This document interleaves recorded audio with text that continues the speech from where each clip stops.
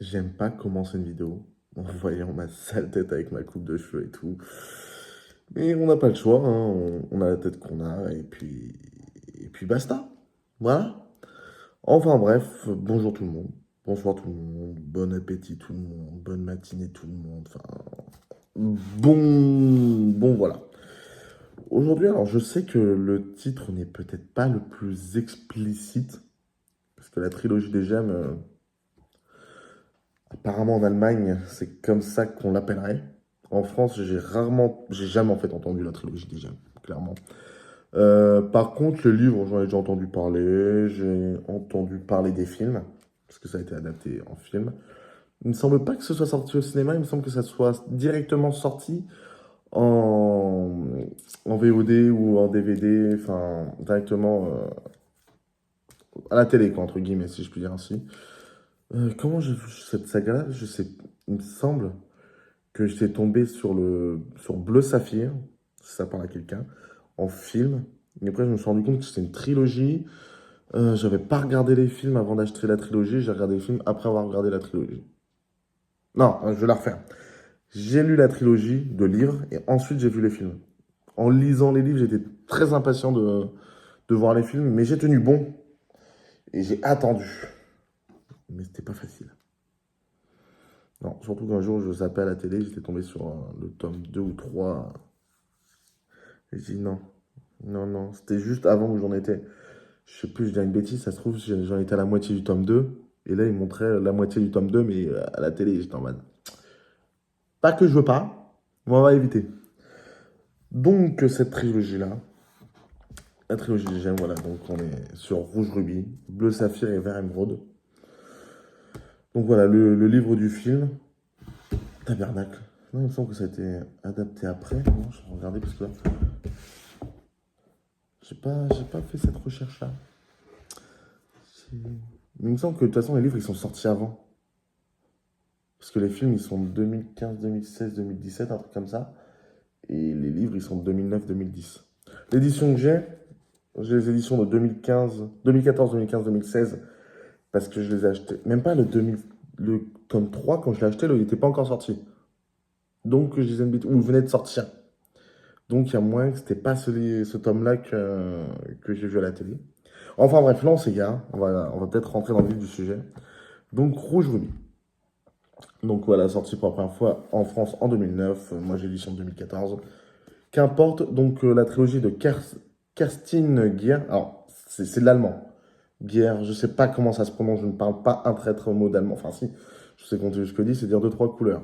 Et Guten Tag, et Guten Morgen, Auf Wiedersehen, Bogenschießen, enfin bref. On n'est pas là pour savoir ce que je te dis en allemand, parce que sinon, si je veux faire la vidéo en allemand, on va pas aller loin. Après, Rot, Ruby, je sais pas comment on dit Ruby en allemand, mais je sais que rouge c'est Rot. Bref, j'ai dit que je m'arrêtais là. Donc, franchement, on est sur. Comment dirais-je? On est sur de la romantaisie. Enfin, non. De la romance et de la fantaisie en même temps. Oui, donc c'est peut-être ça la romantaisie que certaines personnes appellent. C'est comme ça, donc on est vraiment sur le côté fleur bleue, jeune fille qui tombe amoureuse, de la personne qu'elle ne devrait pas tomber amoureuse, qui doit en même temps sauver pas, je veux pas dire sauver le monde, mais au moins sauver son monde à elle, son univers à elle. Mais comme elle tombe pas amoureuse de la bonne personne, elle peut pas l'aimer, mais au final elle l'aime quand même. Enfin, voilà dans quel délire on est. Moi qui suis pas très romance, j'ai bien aimé. J'ai bien aimé parce que l'univers il est assez riche, assez mignon. Voilà, tout à l'heure je suis mais voilà, c'est. Je sais pas si on voit bien, mais voilà. En gros, clairement, c'est assez épuré, c'est assez espacé. Bon, il y en a beaucoup, entre guillemets, à lire sur une page, mais en soi, ça va très très bien à lire. Alors là, je parle en règle générale pour les trois tomes, hein. Donc voilà, et même si on part sur l'adaptation qu'il y avait au cinéma, des films, en tout cas, du coup, au cinéma, peut-être en Allemagne, qui sort sur le cinéma, mais pas en France, pas dans mes souvenirs en tout cas, c'est que le tome 1 est très très fidèle. Le tome 1 et le premier film, ils sont très très fidèles. Le tome 2, on reste dans la continuité, mais ça prend un peu plus de liberté. Le tome 3, on a plus de liberté. Mais en fait, on a toujours ce même esprit. Je crois qu'il y a surtout la fin qui change, mais on reste toujours dans le même esprit, dans le même délire, dans le même côté très amour, très fleur bleue, un peu girly. Mais voilà, même dans le tome 1, enfin, après, avec le film, il y a une grosse différence au bout d'un moment quand se fait surprendre Gwendoline et tout. Enfin, après, on pourrait faire une vidéo, en fait, pour expliquer la différence entre le livre et le film. On peut se permettre sur cette trilogie-là, je pense, parce que la trame reste la même. Ça reste la même, c'est juste qu'il y a des passages qui sont modifiés, je pense, pour le cinéma, parce que c'est plus simple de faire comme ci, comme ça, ou pour la durée. Donc, en soi, voilà. Après, ce qu'on peut dire aussi, donc, je vais essayer de faire simple pour résumer l'histoire. En gros, c'est Gwendoline Shepherd qui vit dans une famille assez, je dirais, un petit peu aristocratique, un peu, ouais, d'aristocrate allemand. Je sais pas si ça se dit comme ça. Et donc, on l'a toujours conditionné à ce que sa cousine, ça soit la meilleure. Sa cousine, vers ses 16 ans, va avoir un don qui va lui permettre de voyager dans le temps et tout ça, machin. Et elle, du coup, c'est un peu le vilain petit canard qu'on met de côté. Et ils se rendent compte qu'au final, bah, c'est pas sa cousine qui a le don, c'est elle. Donc, tout le monde dit oui, tu fais ça pour qu'on te remarque, pour que tu te sentes exister, tout ça. Donc, sa cousine, elle est pas du tout entraînée. Sa cousine s'est entraînée pendant des années avec le mec dont Gwendoline ne doit pas tomber amoureuse et tout. Sa cousine, du coup, enfin, il y a des rebondissements prévisibles. Parce que, encore une fois, on n'est pas. Il y a des rebondissements, ils sont bien faits et tout ça. Ils sont prévisibles, certes, mais ils sont bien faits, ils sont bien amenés. Mais je veux dire, par là, on n'est vraiment pas non plus sur le thriller, quoi, où à aucun moment on sait ce qui va se passer par la prochaine page. Mais voilà, et puis bref, le Gwendoline, voilà, elle apprend un voyage dans le temps, on apprend qui sont ses vrais parents, on apprend pourquoi c'est pas, enfin pourquoi on pensait que c'était sa cousine qui allait avoir le don et pas elle. La romance, ça tourne aussi effectivement du coup beaucoup autour de la romance entre elle et le garçon dont elle doit pas tomber amoureuse. Après, ça reste de la romance, donc forcément. Il y a beaucoup aussi de magie. En fait, j'ai envie de dire presque que la magie, le côté fantastique et le côté romance, ça fait à eux deux à peu près 80% de l'histoire. Voilà, après les 20%, c'est toujours les petites anecdotes qu'il y a dans le livre, parce que machin, tu te rappelles quand machin on a fait ci, on fait. Enfin voilà, et puis. J'allais dire un autre truc. Oui, il y a aussi sur le tome 3 un truc, une grosse importance que je trouve par rapport au film. C'est que Gwendoline, au bout d'un moment, elle peut voyager dans le temps sans objet, enfin naturellement. Dans le livre, je trouve que c'est beaucoup plus exploité que dans le film. Bon, après, voilà, on est là pour parler du livre et pas du film, mais j'ai l'impression qu'on a beaucoup parlé du film. Que j'ai beaucoup parlé du film. Mais voilà, en fait, ça fait partie des trilogies. Ouais, franchement, je les recommanderais à tout le monde. Même à ceux qui sont pas forcément des gros adeptes de romance comme moi. Moi qui suis pas un gros adepte de romance, bah, j'ai bien aimé le lire. D'ailleurs, je peux vous raconter une anecdote. Là, je vais m'humilier sur YouTube. Voilà, c'est officiel. Après ça, je peux aller m'enterrer. Après ce que je veux dire. En lisant ça, j'avais un petit crush sur Gwendoline. Voilà. C'est dit, on a posé les bails.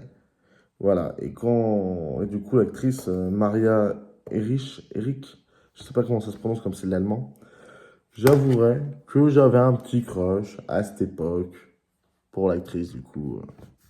Qui est l'actrice d'ailleurs, oui, bah, je trouve qu'elle incarne super bien Gwendoline. Elle lui ressemble vachement.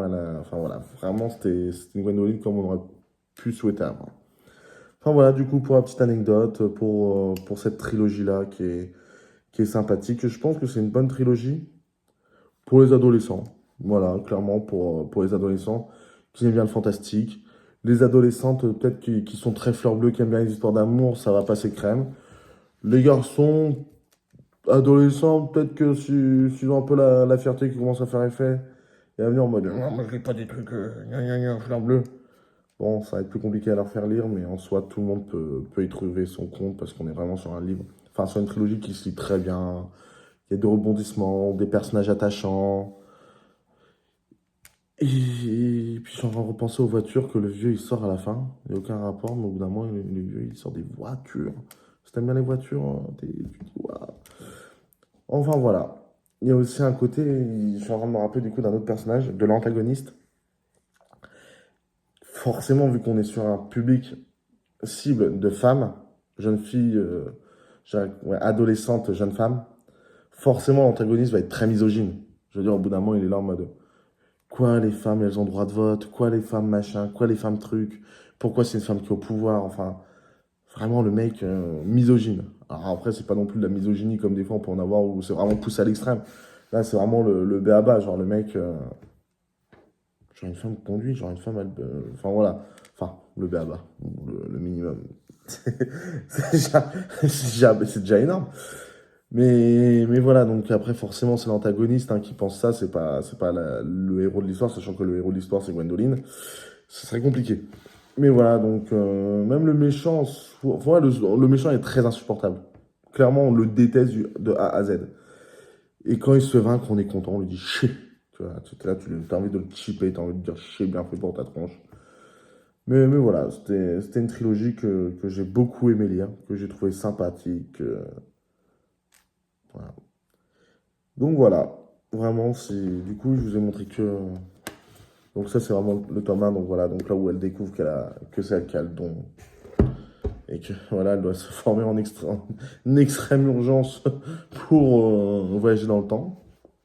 Le tome 2, du coup, bah, elle enquête un peu plus sur cette mystérieuse organisation. Elle dit, tiens, tu dois travailler pour cette organisation et faire ça. Et puis elle commence un petit peu à se dire, attends, lui, elle, on l'a jamais endoctriné. Donc depuis sa naissance, donc elle remet un peu tout en question. Elle se dit, attends, et c'est comme ça qu'elle découvre qu'il y a Anguille sous roche. Et le tome 3, donc clairement, que j'ai kiffé lire aussi. Enfin, où là, bah, c'est le dénouement, quoi, où certains héros se retrouvent, enfin, surtout des méchants se retrouvent à devenir des alliés. Et voilà. Enfin voilà, sur ce, je pense qu'on a fait le tour de cette trilogie des gemmes. Qui pour beaucoup c'est rouge, rubis, bleu, saphir, vert, émeraude, mais c'est le nom, la trilogie des gemmes. Au moins, ça permet de mettre un nom sur une trilogie. Voilà, après que dire la trilogie rouge, rubis, alors qu'il n'y a que le tome 1 qui s'appelle rouge, rubis. Bon. Enfin bon, voilà, donc n'hésitez pas. Je pense que ce livre-là, si vous cherchez voilà, la Fnac ou Amazon, vous devriez encore le trouver. C'est vrai que c'est l'erreur que je fais, c'est de jamais regarder où est-ce que les livres, on peut les trouver au goût que ça peut vous intéresser. Et ça, c'était un cadeau de Noël. C'était le Père Noël qui m'avait rapporté ce livre-là. Voilà. Enfin voilà, on s'en fout des cadeaux que le Père Noël m'a rapporté. Enfin voilà, donc sur ce, je vais vous souhaiter une bonne journée, bon appétit, bonne nuit. Enfin, vous connaissez la chanson. Et voilà, si vous l'avez lu, n'hésitez pas en commentaire à me le dire, à me dire ce que vous avez pensé par rapport au film également. Enfin bref, vous connaissez la chanson. Sur ce, je vous fais des bisous et puis on se dit à la prochaine.